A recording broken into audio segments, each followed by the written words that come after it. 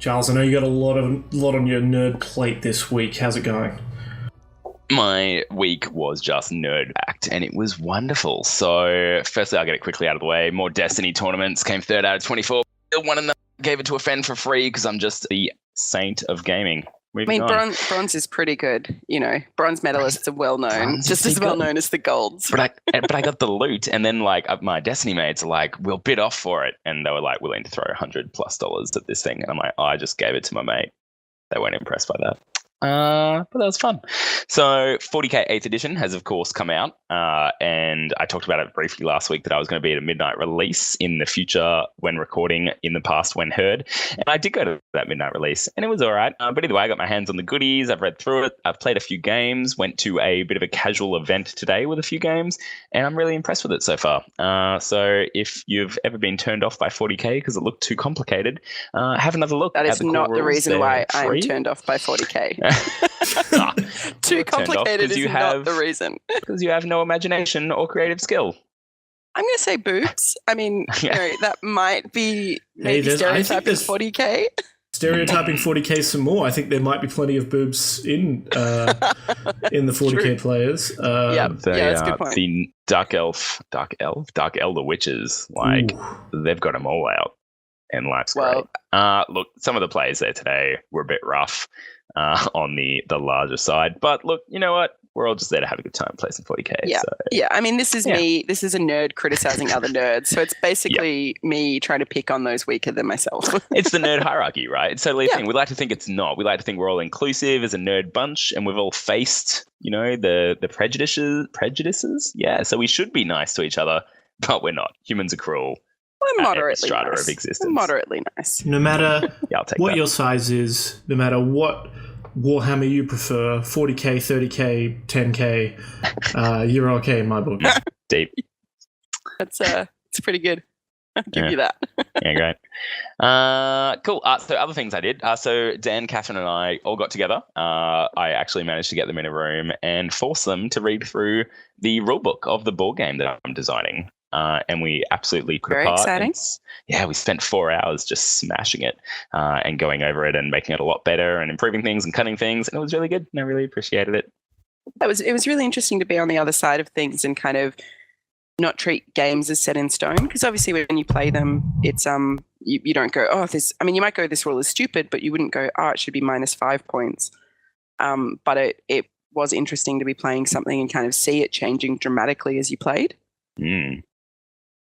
How did you definitely opened my eyes on tabletopping, and just spending time in a room with you two, I think, was an arduous journey. We actually had not met before. Of itself.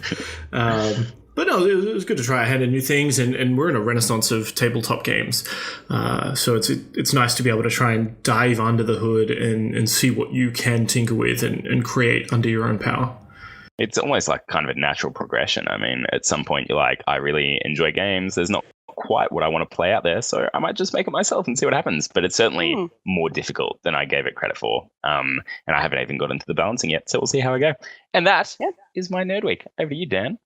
Excellent. Apart from, hanging out with Charles, which I do not consider part of my Nerd Week, I have been playing a lot of PubG, so that's PlayerUnknown Battlegrounds. I'm so jealous. Charles mentioned I wish my computer was good enough. Yeah, Charles mentioned it in an earlier episode. It's super popular. It's been staying at the top of the Steam charts, sales charts for many a week, despite the fact that it's not on sale. I know, I love that, right? That's when it's real good. Maybe one day we'll get to play it as a team. It is a shooting game that's third person but can be played first person as well. You're on a big island and you parachute in, and there's sort of a ring that gets smaller and smaller, forcing everyone closer, and it's sort of a last man standing sort of thing. I'm pretty bad at shooting games. I was about to say, what's your winner-winner chicken dinner ratio like, Dan? Yeah, I haven't won a game yet. Emma and I played a duo, and we came we were like the third team. That's pretty good. So in the top 6, which is nice. Apart from that, Yeah, it hasn't been great. It hasn't been a super great experience. You're saying Emma is actually the really good gamer. I think so. She's the only one with solid numbers of kills on her stat account. Yeah, it's because she's modless. I guess that makes a lot of sense. Yeah, I tend to run them over in my car, and then she'll hop out of the car and gun them down to steal my kill. Jesus. Sounds like a lovely couples game. I've also been watching sort of lots of streamers who play that live on Twitch, and I just feel like I don't have the bro gamer attitude to be good at shooting games. Almost all of them seem to be exclusively. There is a skill set. I mean, I think the skill set comes with the bro. You got to train it. Yeah, you got to do that. Oh, hey, bro, we're going over here. Yeah, they've played a lot of Call of Duty, so. Yeah, I don't think I'm ready for that. So no, but really enjoying it, and that's pretty much my nerd week. Cool. So my nerd week, I mean, it's kind of peripheral nerd week, but I've had a lot of work deadlines, strangely. So, been a little bit pedal to the metal in terms of writing. But one of the funner bits that was for one of my deadlines was I had to do a bit of research into kind of old school 70 styles magic. So, a lot of dusty textbooks that I had to go get my dad to kind of find in his attic and his old tarot cards and things. So, yeah, I mean, it's not so much nerd week, but it's definitely not a normal thing to be researching, I guess. So I just want to clarify for our listeners, not Magic the Gathering. Like, this is actual Aleister Crowley kind of magic. Burn your hair and grind someone's teeth type magic. So what did you find? What was the most interesting magic thing that you found? I don't know. It's just I think it's more that there's so many different schools. Like, you kind of think of magic as one big entity almost. Like, is someone's a witch? What does that mean? Or someone's Wiccan or whatever.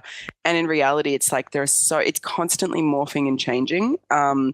And the representation that you kind of see on film and things is often just it's like when you watch someone hacking on like NCIS or Law and Order or something, and it's like they're sharing the keyboard and like just no, we have to shut the hole in the internet before the Russians get in, and you're like, what?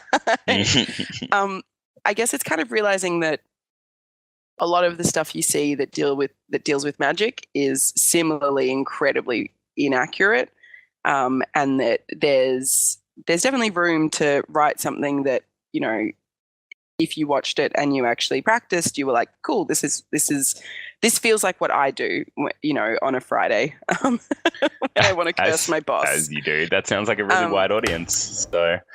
Well, I've been listening to a lot of podcasts of people that the podcasts probably have like 500 listeners, or like they're a solid user base, but they're definitely specialized, and it's people that are legitimately talking and saying like, I was having real trouble with my boss at work, so I cursed them, and you're like, what? Like, and it's completely being played straight, like they believe it, and it's just this fascinating world. It's no different from religion.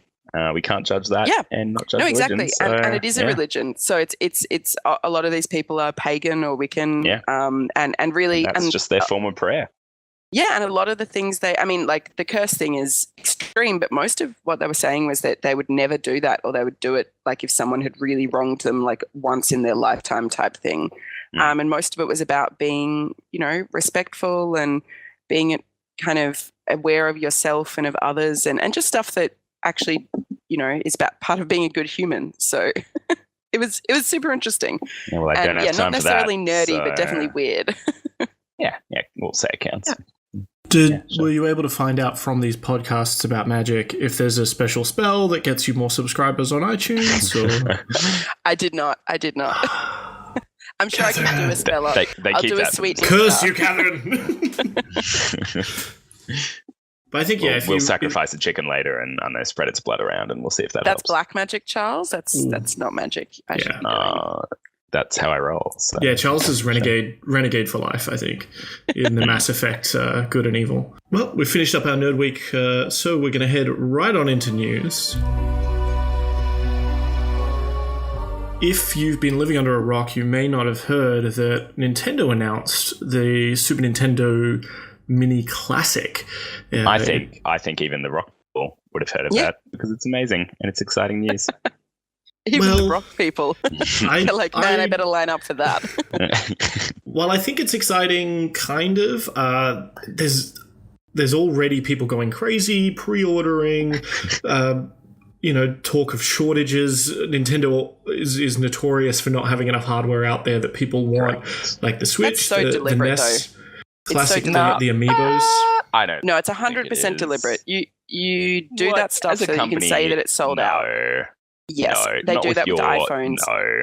Yep, they do, Charles. Yeah, well, I trust Apple to do it because they're the most evil company in the world. If you I think they don't have Mario shortages wouldn't do deliberately, you are so naive. Not with their main console system. Yep. They want to say that it's sold out and have people waiting hysterically for it because the person that waits in line and can't get it is still buying a Switch. They just want it that much more. Now it's weird though because they did this with the NES Classic, and I think that came with about 30 games, and it was super popular, sold out. Scalpers started buying, fucking selling them for $300-$400. Yeah, exactly. So they're not seeing any of that second retail money. But those scalpers are such a tiny percentage, and most are just people going, "Oh my god, next time I better, buy it at its full cost price as soon as it comes out." Like, maybe it is 100% a retail strategy. They do it with phones, they do it with consoles. They want it to be like with iPhones, they deliberately ship low amounts to a store so that all the people that pre-order and then a few people on the line can get it. But they want it to be that you can't walk in off the street and get the iPhone, 10 or whatever. In week one, yes, but they are still producing them, and you will be able to get it a couple of weeks later. Nintendo went, you know what? The NES Mini Classic is selling so well, we're going to stop making them. And just not make any more. That's it. They just didn't do it. Yeah. Which is bizarre, and the SNES I believe is going to be similar. I think the only real thing that's exciting about this is Star Fox 2, which was unreleased, and they're sort of revamped it and put it on this. This, it's not even a cartridge because 21 of these games are preloaded. Yeah. Essentially, it's a tiny emulator which you could create with a Raspberry Pi and load a SNES emulator on there. Yeah, here's the fascinating thing. So, you could do that and it would cost you, I don't know, $20, $25, but it obviously wouldn't look like a tiny SNES Classic. So, you've got to ask, why are people buying these systems? And it's not for the games because they could play them on their computer right now at this exact moment. Yeah, it's nostalgia. It's just for the nostalgia factor. Yeah, exactly. Yep. And so you can have it on your shelf, and then, when a special someone comes over, they go, "Oh, wow, you've got the SNES Classic? Let's play Star Fox 2. Let's play Star Fox 2. That happens to me all the time. Every day. Donkey Kong Country 2? Yes. Well, it doesn't happen now because I don't have one like an idiot. But maybe one day it will. I mean, that actually ties in with my news item, which was about the Sega Forever release onto mobile. So a similar kind of situation where there's a whole bunch of the old Sega games are being released for iOS and Android. And just kind of looking at it and going like, wow, they would have had the tech to do this years ago. Why is this happening now? And I think for me, and it ties in with the release of the SNES Classic and things, it's that the people that have buying power are now people that were playing video games in the 90s. It's between the ages of, 25 and 35. Yeah, like these are not things, you're not buying these things to have the latest console. You're buying it because you were playing it when you were 10. And yeah, it's just weird to realize that, there are people now that are playing video games and spending lots of money on video games that have kids and have kind of old kids and would want to make sure that they're also gamers. And weirdly show them maybe some of their heritage. The kids just not interested. It's like, it's retro. Yeah, it's like that TV show. I don't know, a TV show where the guy gets his old cricket bat out or his old sports thing and shares it with their child. But video games just such a sport haver. No. Yeah, I think we're a bit out of our depth here. Yep. Let's bring it back. Well, But yeah, it is. It's the showing them what it was like in my day, but with video games. But I remember reading old movies, about old movies. A guy that basically wanted to be like old video games were better, and he basically did a social experiment on his son, where he got his son to play through like start out with games that were the super hard games that came on the console in 1994, and like you died instantly and it took hours to get past one Battletoads, level type thing. PubG. Yeah, and he slowly worked him through games, and this boy became this amazing gamer that found modern games incredibly easy, because obviously modern games are a lot less, it's a lot more save points, they're a lot more forgiving. If a game is really hard, like Super Meat Boy, that's actually part of the marketing, that it's as hard as older games. And at the end of it, this kid was like, 10 or something, and was fucking amazing at playing video games compared to other 10-year-olds his age. But I just looked at that and was like, the point. That sounds like a really dark social experiment. Games are easier. Why is that a bad thing? Like, games used to be, I remember more accessible. Crying because of Commander Keen. Just crying. It was a design point as well. Thing, the nostalgia thing's interesting, because I mean, they're releasing these games, they're obviously taking design time to do it, engineering time to do it, although it's probably very cheap and very easy for them nonetheless. Just be a port. But I mean, are these games good? Are they really? Like, you look at, I don't know, the first Mario Kart, and then you look at Mario Kart 8, and you're like, yeah, okay, I get the nostalgia factor, but Mario Kart 8 is a much better game, not just because of graphics, but for many there's reasons. a lot of design things that, I mean, it's like with films. Yeah, there are classic films, but, if you watch a film from the 60s, you can see cuts, like they'll show someone leaving an office, walking down the hallway, getting into their car, going to a new building, like things now that you are not used to seeing in films, because the audience gets, if someone gets up out of an office and then they're at home, what has happened? And it's like, yeah, they're classic films. They're obviously part of our, heritage, but everyone's more literate now and more used to how to watch a film or a show or play a video game. And that means that things have moved on. Like, I don't know. I'm really tossing up with this whole retro games coming back thing, because when it's a game I've played, I love it. Like, I'd love Commander Keen to be properly ported onto a console where I could play with a joystick or something. But it doesn't mean that they're great games necessarily. They're just classics. To be fair, Super Nintendo was my generation, and the 21 games on this list, 20 of them are classics. One of them hasn't even been released. Yeah, the lineup is so good, and I noted that. Like, there are some notable absences from the SNES list, like no Chrono Trigger, although it's been released on 3DS, and a lot of these games I think are available in the Virtual Console on Switch for $7.95 or whatever, which is another crazy thing. But the Super Nintendo lineup is amazing. The Sega games you were talking about, Catherine, some of them I would say would be great, like some of those early Sonic the And I Hedgehog love games. Sonic. I love Sonic. Sonic to me was so utterly forgettable. I don't know if I could do Sonic without a controller, though. It just without that tight controls. I don't think it's worth it getting it on a phone, but that's just me.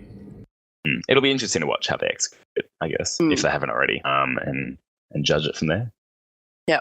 I mean, I also find it crazy that, like, these are literally almost the identical games, and it's on our phones, and our phones are probably 100 times more processing power than it needs. Like, and that's the thing when these new phones come out, and they're like, it has gigabytes of ramming, and it's like, and these people are flocking to them and like getting the iPhone 7, and you know what they use it for? They use it for texting. Maybe they do some FaceTime, and I'm just like, oh, you people are idiots. But that's besides the point. I use the newer aspects, but I'm a gamer. Even then, like, your phone from 3 years ago could play all the games that you're playing on your phone, no problem. Oh no, that's not true. Not for the newness of iPad. I'm talking about the iPad that I just. I'll give you iPad. Yeah, iPad's different. Okay, iPad's different. I'm talking about your phone. Candy Crush. Yeah, but with the phone, only it's like gets so better with a new phone. I don't know, but there's so many things that aren't the processing power that are why you get a new phone, though. Like, speed of internet and battery life and all of that kind of ancillary stuff. But Extra I megapixels. do agree. Yeah, I do. So I can whip it out in a bar, and ladies can check out my iPhone.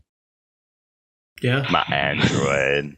We had someone Galaxy. comment on Emma's Samsung. Please stop, Charles. I think Samsung Galaxy 9 or whatever the newest one is. We're at the supermarket, and someone was like, "Oh my god, is that phone?" And we're just like, "Why are you talking to us?" Yes, it is, but please don't talk to me. I don't like people. Yeah, I remember doing that with iPhones though. Like, there would be times when you'd have a newer iPhone or like the newest one, and people would literally be like, "Oh, what's that like? Is it good?" But like, think the last time would have been the iPhone 4. Yeah, I think Hasn't the happened issue for a there while. Was that someone talked to him and he doesn't update it. Yeah, that's fair. Yeah. All right, Charles, what was your nerd news? Fair. Nerd news. Fair and healthy. Nerd news. My nerd news was something I read today. So the Steam sales have been going on, and obviously they've been going crazy, but we don't really get to see the numbers very often, or at least I haven't got viewage of them. You get to see the I found this charts, little but- article really interesting. Yeah, exactly. But you don't see the raw numbers behind it, I guess. So what they've released is essentially I think it was the designers or the producers of Rust released the numbers, not Steam themselves. And they noted that 329,970 copies at the time of the article of their game had been refunded on Steam over the sales. Like Wow. 300,000 copies, which seems huge. It's $4.3 million of refunds. Just over, like, I don't know, a week period or whatever, which is insane. And it must have been far more than that since the time of the article. But then they're like, that's huge, but it actually only makes up 6% of the copies they've sold. So $4 million is only 6% of what they've sold over these. And that's just the Steam sale. Like, I didn't realize the numbers were so insane. And we're talking about Rust here. Like, I don't know where Rust is on the top of the list, but Rust has been out for years, and it's Although it's a game that's been updated. Perpetual beta games. Yeah. But yeah, so so I'm looking at now top sellers. Rust isn't even in the top 16 sellers here, and we're talking about, I don't know, $50-60 million worth of sales over a couple of weeks. It's nuts. That was interesting. Although it wasn't that was 6% of all copies sold. So is that because I think that's 6% of all copies sold over a lifetime, not just over the sale. I think that was just during the sales. Because it said sales. Steam. Extrapolating from that, it appears Steam Spy's estimation of 5.5 million Rust owners is pretty close to the mark. So I think that's 6% of all Rust sales, not just in this batch. Maybe. Either way, let's not get the truth. Get in the way of a good story. So I really enjoyed reading that, but it brings to mind, so lots and lots of people are obviously refunding it. Steam's refund policy is that if you play the game for less than 2 hours, you can then refund a game. Which seems pretty generous, I guess, because 2 hours you can get quite a bit of playtime, and I guess it allows you to work it out. I think it's absolute genius. Clever. So from my perspective, it's really similar to online shopping, which is like when you buy, it used to be that you would buy a dress or clothes or whatever, and it would cost $20 shipping. And if you wanted to send it back, it would cost you another $20 to send it back to the company. And so there was this real sense of risk. And so you'd be much more likely to not buy anything at all. Whereas now it's like, okay, well, I can buy 5 things. 3 of them might not fit, but I can send them back for free. The bag comes along and it's all free. And so I'm much more likely to take a risk on something online.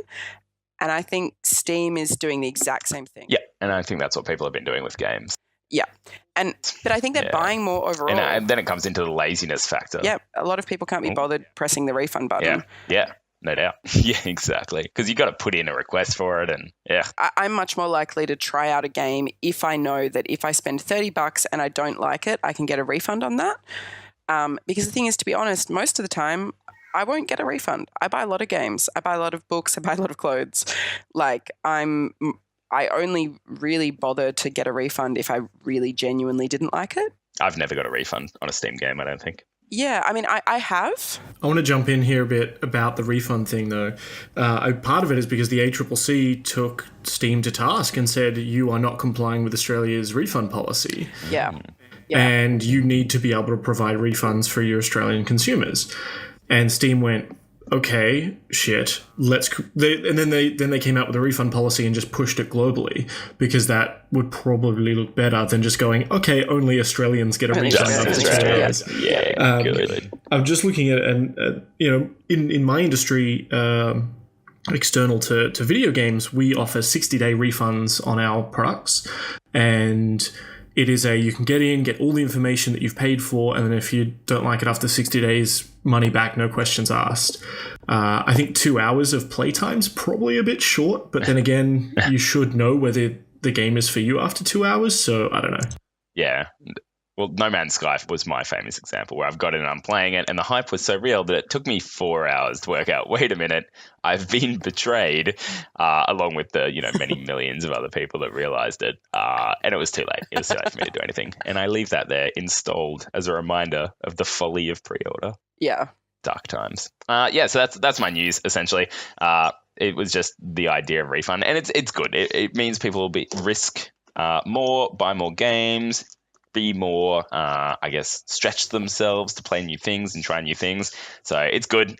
Should it be more generous? Maybe. Would people try and exploit it? Maybe. I mean, people are probably already trying to exploit it anyway. They were saying that the refund level skyrocketed during the sales, and I guess that's because people are trying new things, or they're just trying to do the dodgy and get the full price after the sale. Who can say? But yeah, that's news over the last. The thing is, you could buy the game, download it, unlink it from your Steam, get the refund, and you've already got the copy of the game on your hard drive. But the thing is, you know what else you could do? You could download it illegally anyway. So yeah, well, why waste your time? Yeah, exactly. I was looking at an article from 2015 where Octodad, the creators of Octodad, friend of the show, mentioned that when Steam turned on their Steam refunds back in 2015, they saw a 30% return rate on Octodad. Rough. And that was just for copies that were purchased during a Steam sale. So I think during a Steam sale, people are like, well, you know what? I'm just going to buy a ton of games because it's really cheap, play a little bit of all of them, don't like them, return them. And good on them, I guess. Don't pay money for games you don't want to play. Well, that's it. Try new things. I'm all right with it. Yeah. Cool. All right. Shall we get on and discuss Sunless Sea? Sunless Sea. Sunless Sea.